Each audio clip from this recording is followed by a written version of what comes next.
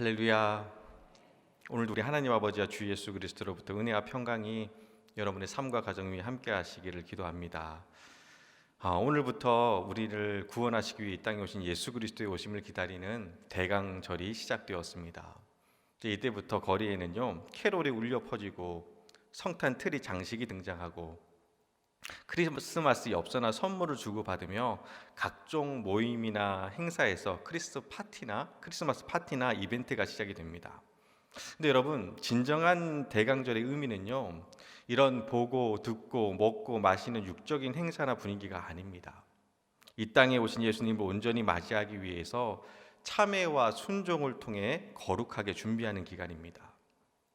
근데 안타까운 것은요 우리는 영적인 준비보다는 육적인 것에 더 많은 관심을 갖고 있다는 겁니다.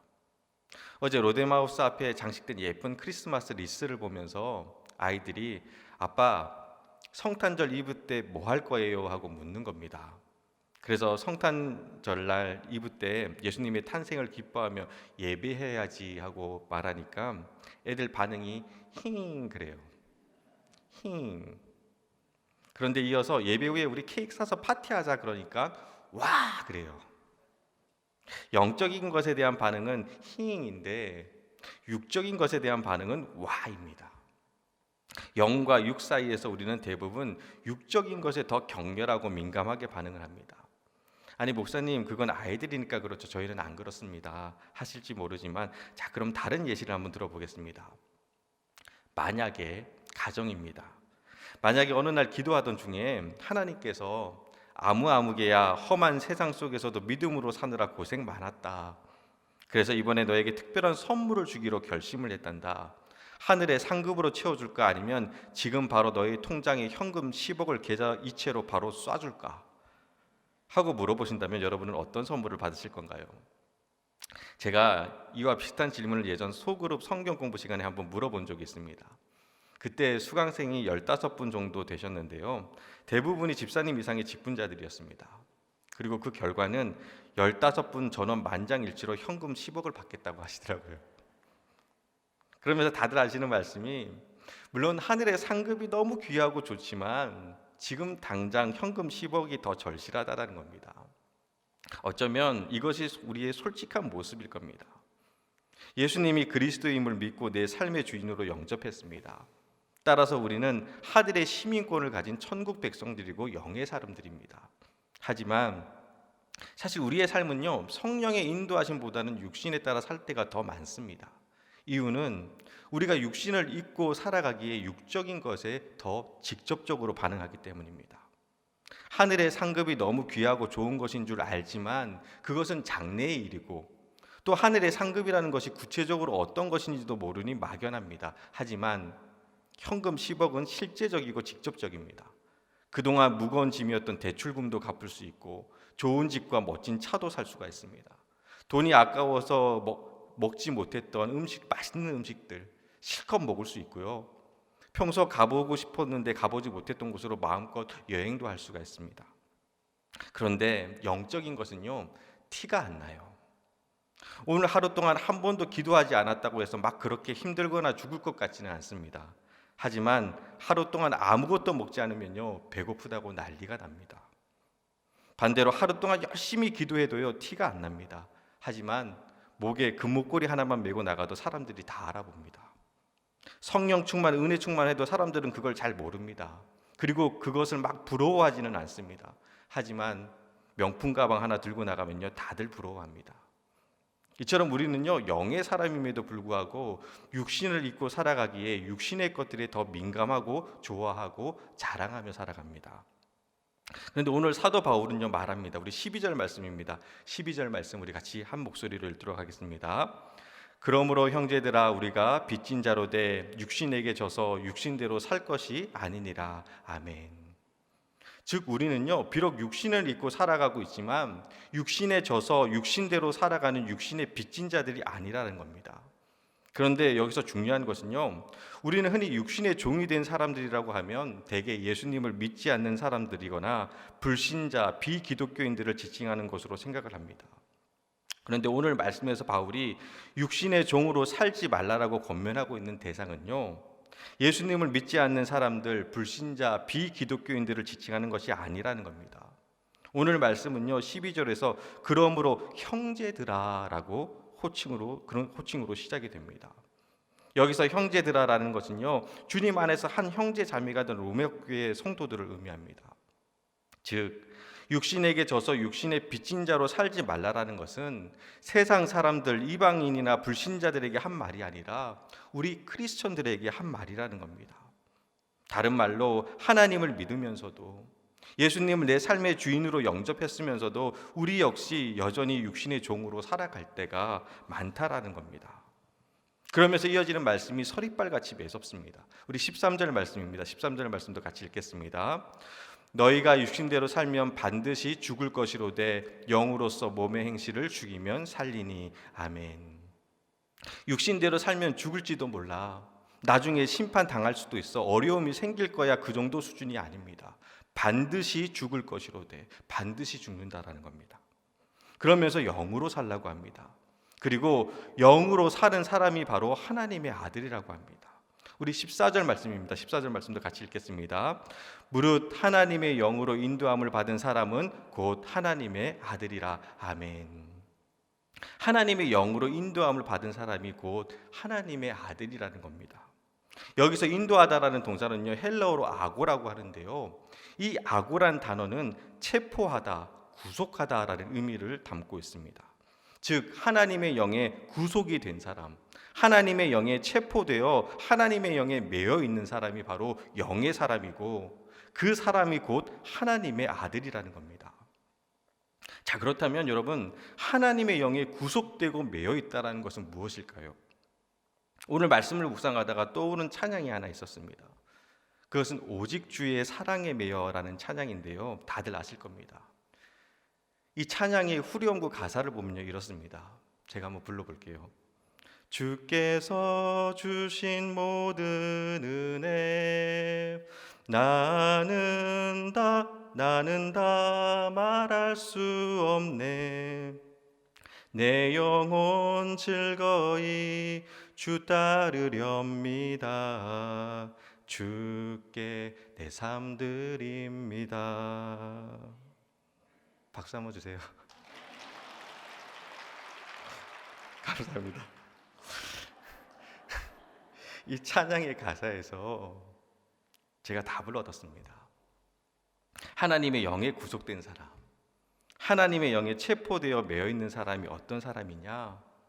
주님이 주신 그 모든 은혜가 너무 크고 놀라워서 그것을 다 말할 수 없는 사람, 그래서 즐겁게 주님의 길을 따르는 사람, 주님께 내 삶을 드리는 사람, 그 사람이 바로 하나님의 영에 매인 사람이고, 그 사람이 바로 하나님의 아들이라는 겁니다. 그리고 그 하나님의 아들들은요, 자녀인 동시에 또한 상속자들입니다. 우리 17절 말씀입니다. 우리 17절 말씀도 같이 한 목소리를 읽도록 하겠습니다.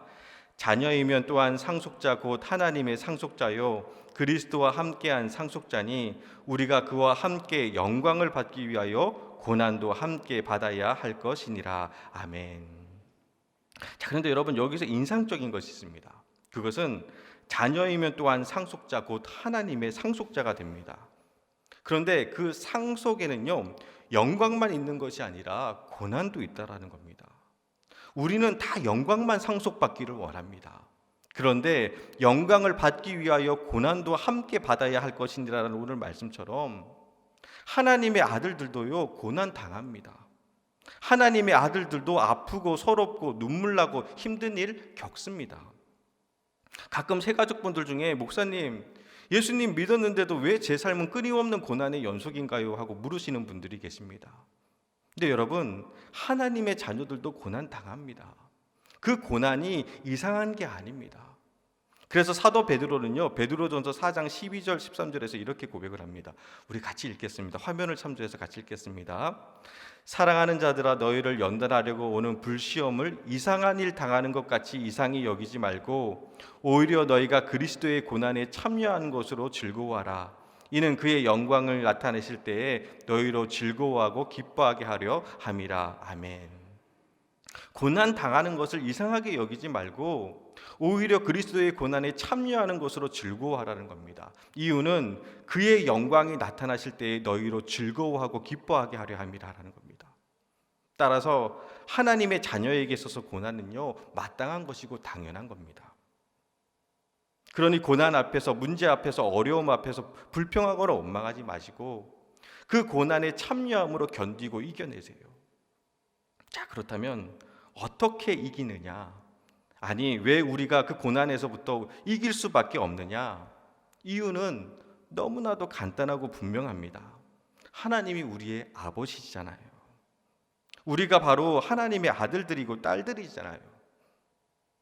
자, 그런데 이 말씀이 솔직히 우리에게 막 그렇게 와닿지가 않습니다. 왜냐하면 하나님의 아들, 하나님의 자녀가 되었다고는 하지만 그게 실감이 안 나기 때문입니다.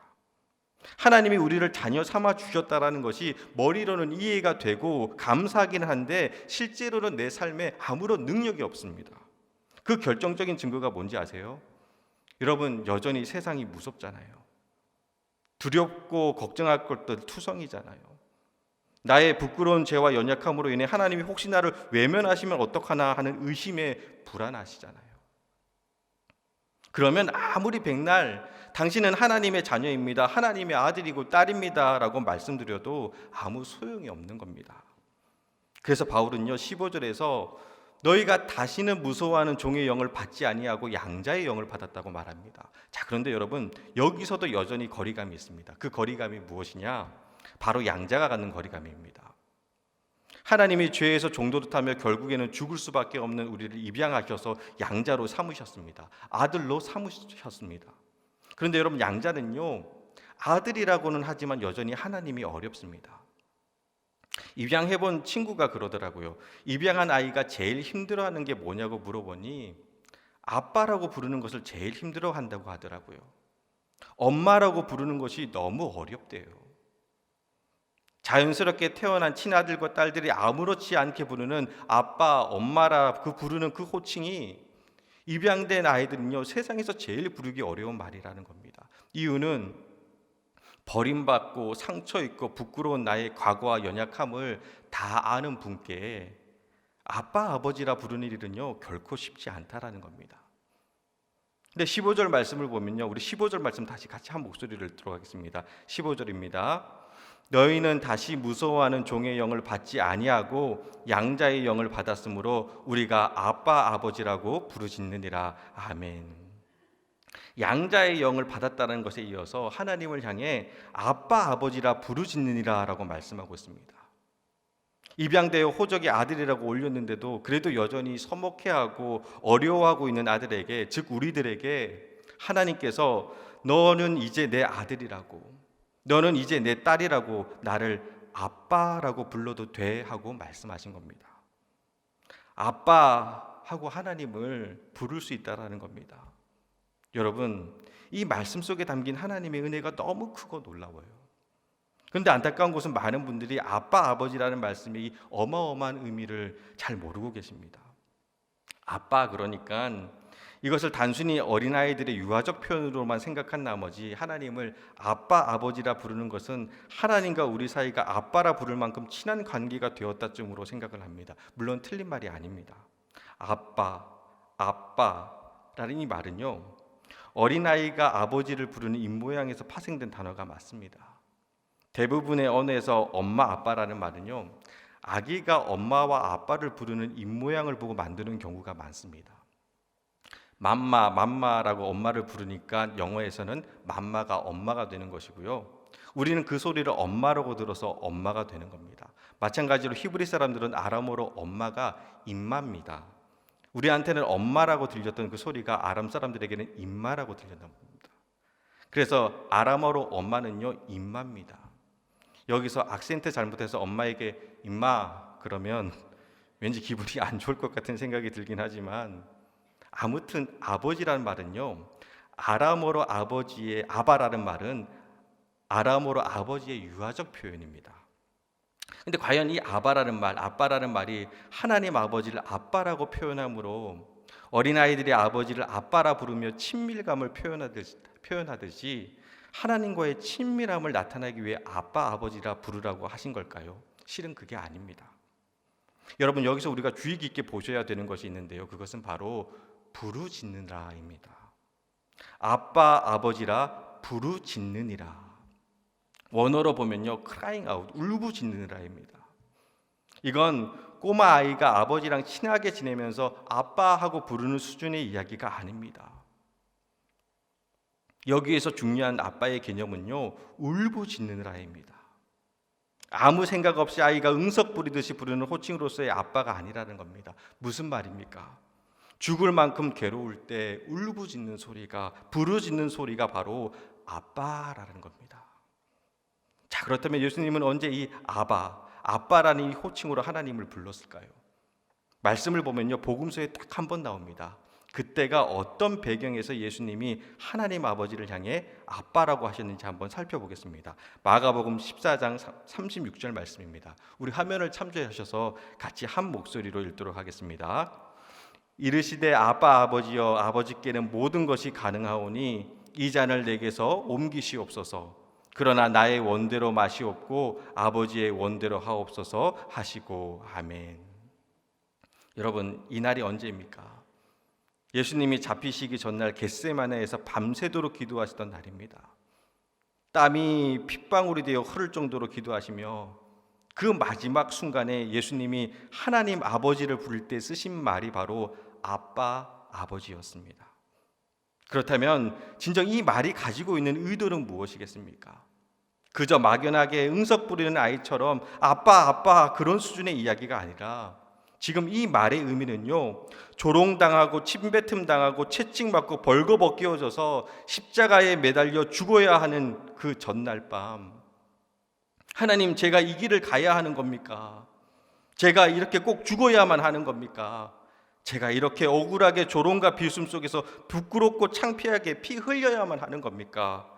그러나 아빠 아버지의 뜻이라면 내가 이 잔을 받겠습니다. 내 뜻대로 마시고 아버지의 뜻대로 하시옵소서 하며 그때 예수님이 부르신 하나님이 바로 아빠였습니다. 사랑하는 여러분, 이게 무엇을 말하는 걸까요?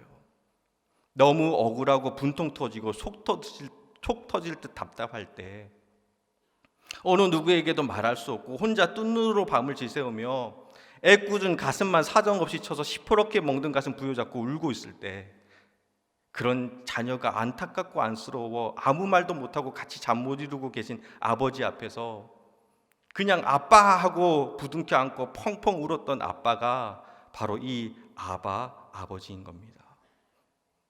따라서 오늘 이 말씀에서 하나님이 우리들을 아들과 딸로 부르셨고, 이제 너는 내 아들이니 나를 향해 아빠 아버지라고 부르짖어도 된다라고 말씀하신 것이 무엇을 의미하냐 하면요, 여러분, 험한 세상 살다 보면 때로는 우리 역시 겟세마네 동산의 기도와 같은 기도를 드릴 때가 있습니다.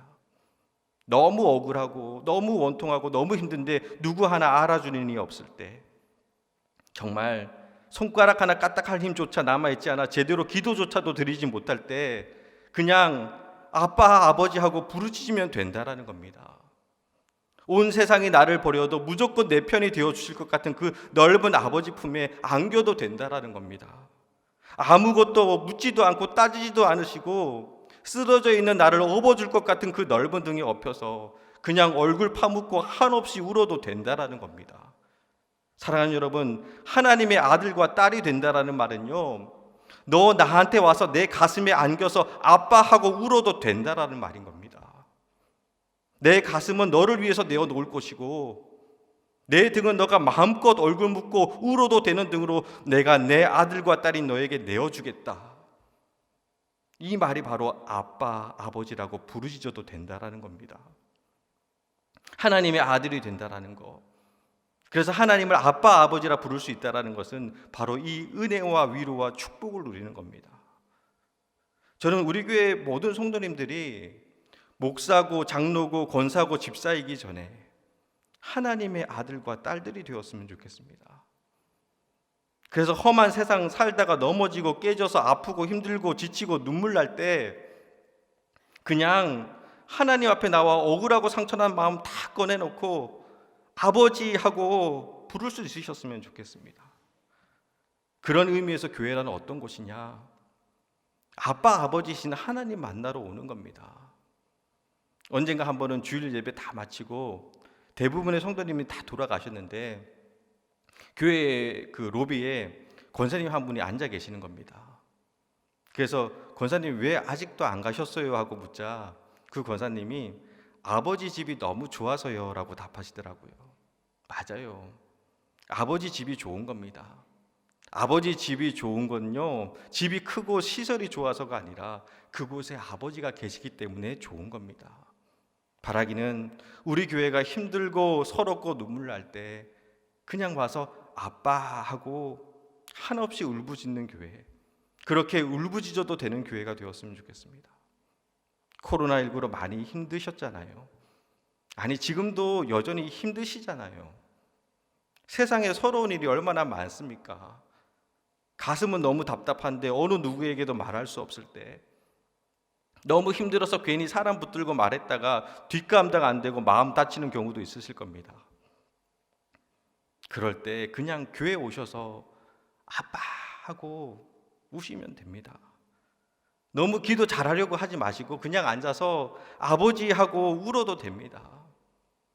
아들과 딸들이 모여서 아빠 찾으며 울 수 있다면 그걸로 충분한 겁니다. 김한영 시인이 쓴 동시 중에 울꽃이라는 시가 있습니다. 제목이 뭐라고요? 울꽃. 말 그대로 울 수 있는 곳이라는 시입니다. 울 수 있는 곳, 울꽃. 제가 읽어드릴게요. 울꽃. 울꽃, 할머니 어디 가요? 예배당 간다. 근데 왜 울면서 가요? 울려고 간다. 왜 예배당 가서 울어요? 울 데가 없다. 이 시가 저에게 너무나 큰 도전이 되었습니다. 사는 게 힘들고 서러워 울고 싶은데 자식들 쳐다보고 손주 쳐다보고 가족들 쳐다보니 차마 울 수가 없어서, 울 곳이 없어서 교회 간다라는 겁니다. 교회는 울 수 있는 데니까요. 저는 우리 교회가 그런 울 곳이 되었으면 좋겠습니다. 마음 둘 것 없는 이 세상에서 그래도 내 마음 제일 잘 아시는 아빠 아버지 계시니까 실컷 울 수 있는 곳, 그런 교회가 되었으면 좋겠습니다. 마지막으로 이 이야기 하나 해드리고 오늘 말씀을 마치겠습니다. 전에 사역하던 교회에 직원사님이란 분이 계셨습니다. 상수라고 하죠. 100세가 넘도록 장수를 하셨는데요, 처녀 시절부터 교회에 다니셨으니 좋게 80년이 넘게 교회를 다니셨으면서도 저를 볼 때마다 늘 하시던 말씀이 있었습니다. 그것은 목사님 저는 아무것도 몰라요 라는 말입니다. 충청도 분이십니다. 이유는 글을 모르세요. 그래서 성경도 못 보고 찬송도 제대로 못 부르십니다. 또 기도할 줄 모르니 자기는 기도시키지 말라고 하십니다. 그래도 가끔 속회 예배 때 기도 차례가 돼서 기도를 하시면요, 그 기도가 참 인상적이었습니다. 이유는 마치 딸이 아버지에게 이야기하듯이 기도를 하십니다. 예를 들면 이렇습니다. 하나님 아버지, 어제 저녁에 냉장고에 있던 고등어를 구워 먹으려고 꺼냈는데 냄새가 이상해서 구울까 말까 고민하다가 그래도 아까워서 구워 먹었는데 지금 속이 약간 안 좋은 것 같습니다. 아버지, 큰 병 안 나게 해주세요. 아버지, 그래도 혹시 만약에 병 나는 것이 아버지의 뜻이라면 병 나도 오래 많이 안 아프게 해주세요. 금방 고쳐주세요. 뭐 이런 식입니다. 시콜콜하게 아버지에게 이야기하듯이 기도를 하십니다. 근데 그 기도가 의식적으로 생각해서 하는 기도가 아니라 너무나 자연스럽게 막힘없이 술술술술 나오십니다. 이유는 평상시에 늘 그런 식으로 기도를 하셨던 겁니다. 그런데 그럴 수밖에 없었던 것이 글도 모르시고 가족도 없으십니다. 남편에게 버림받고 아들 하나 딸 하나 있었는데 딸은 오래전에 먼저 세상을 떠났습니다. 거기다가 아들은 멀리 떨어져 있었고 기초생활수급자로서 나오는 어머니 수급비마저 가져갈 만큼 형편이 어려웠습니다. 어디 하나 의지할 곳도 마음 둘 곳도 없이 50년이 넘도록 그렇게 혼자 지내셨던 겁니다.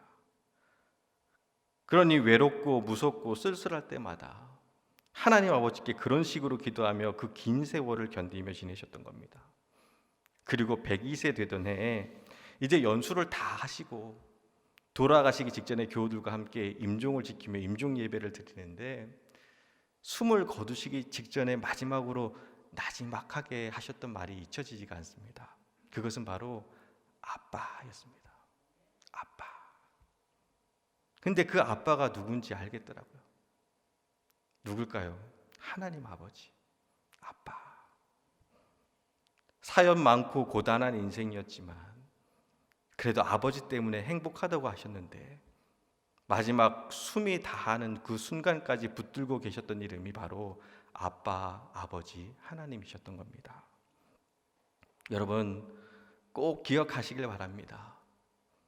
내가 짊어진 인생의 짐이 아무리 무겁고 내가 감당해야 할 고난의 무게가 아무리 버거워도, 그래서 힘들고 아프고 속상하고 눈물 나도 우리에게는 아빠, 아버지, 하나님이 계십니다.